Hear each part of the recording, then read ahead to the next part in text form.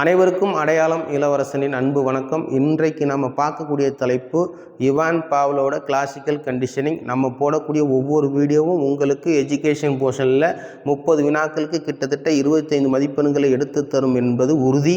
அதனால் நம்ம வீடியோவை சப்ஸ்கிரைப் பண்ணி ஃபாலோ பண்ணிக்கிட்டே வாங்க. உங்களோட வெற்றி கட்டாயமாக இந்த வருடத்தில் உறுதி என சொல்லிக்கொண்டு நம்ம முதல்ல இவான் பாவ்லோட கிளாசிக்கல் கண்டிஷனிங் பார்க்க போகிறோம். இவான் பாவ்லோ ஒரு ரஷ்ய நாட்டை சேர்ந்தவர். இவரோட தமிழில் என்ன சொல்கிறோம்னா இவரோட கான்செப்ட் செவ்வியல் ஆக்க நிலையுறுத்தம் சொல்கிறோம்.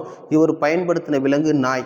இது எப்படி ஞாபகம் வச்சிங்கன்னா பாவ்லோ லோன்னு ஏண்டா அலையிறங்கிற மாதிரி, லோன்னு ஏண்டா நாய் மாதிரி அலையிறங்கிற மாதிரி இவர் பாவ்லோ பயன்படுத்தின விலங்கு நாயின்னு ஈஸியாக நீங்கள் ஞாபகம் வச்சுக்கலாம். நேற்று பார்த்த வீடியோவில் தாண்டேக்கு பூனையை பயன்படுத்தினார் சொன்னோம்.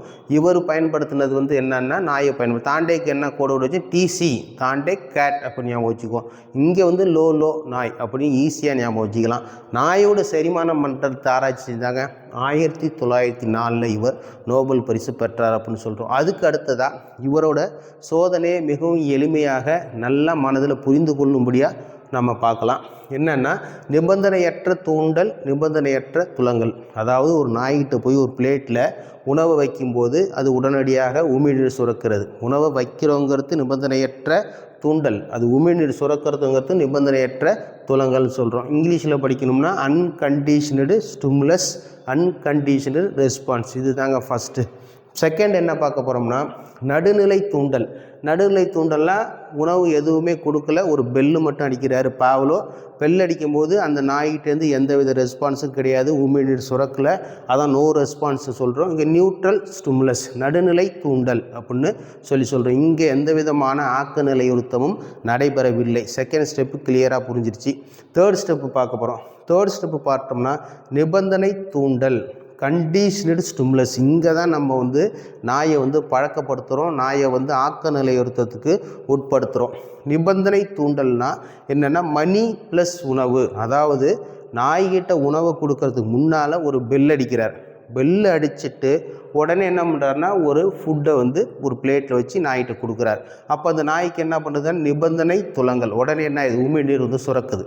இதுதான் இந்த ஸ்டெப்பில் தான் நாய்க்கு ஆக்க நிலையுறுத்தம் ஏற்படுகிறது. திரும்ப பாருங்கள், நிபந்தனை தூண்டலில் முதல்ல ஒரு பெல் அடிக்கிறாரு, பெல் அடிச்சு உணவு கொடுக்குறாரு, நாய்க்கு உமிழ்நீர் சுரக்கிறது. கண்டிஷனல் ரெஸ்பான்ஸ், நாயை ஒரு கண்டிஷன் ரெஸ்பான்ஸுக்கு கொண்டுக்கிட்டு வந்துட்டோம், பழக்கப்படுத்துகிறோம். அதுதான் இந்த ஸ்டெப். அதுக்கு அடுத்தது ஃபோர்த் ஸ்டெப் என்னென்னா எந்தவித உணவும் நம்ம கொடுக்க போகிறது கிடையாது.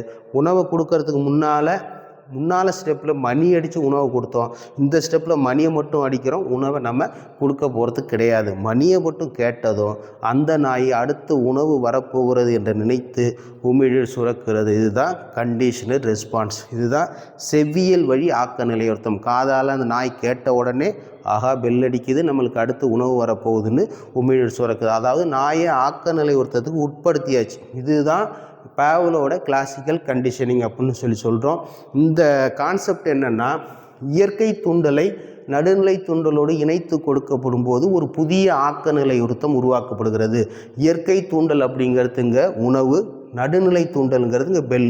ரெண்டையும் ஒன்றா சேர்ந்து அந்த நாயை பழக்கப்படுத்தும் போது ஒரு புதிய நடத்தை உருவாக்கப்படுது. புதிய நடத்தை என்பது மணி மட்டும்தான் அடிக்குது, அதுக்கு உமிழ்நீர் சுரக்குது. இது தாங்க புதிய நடத்தை. நம்ம வீடியோஸ் எல்லாமே கரெக்டான முறையில் ஃபாலோ பண்ணிக்கிட்டு வாங்க. அடுத்து இதோட எஜுகேஷனல் இம்ப்ளிகேஷன்ஸ், இவரோட என்ன கொள்கைகள்லாம் என்னன்னு சொல்லிவிட்டு அடுத்த வீடியோவில் பார்ப்போம். நம்ம வீடியோவை சரியான முறையில் ஃபாலோ பண்ணிக்கிட்டே வாங்க. நீங்கள் இந்த வருடம் டிஆர்பியில் வெற்றி பெறுவது முக்கியமாக எஜுகேஷன் போர்ஷனில் உள்ள கேள்விகளில் எளிதில் விடையளிக்கலாம்.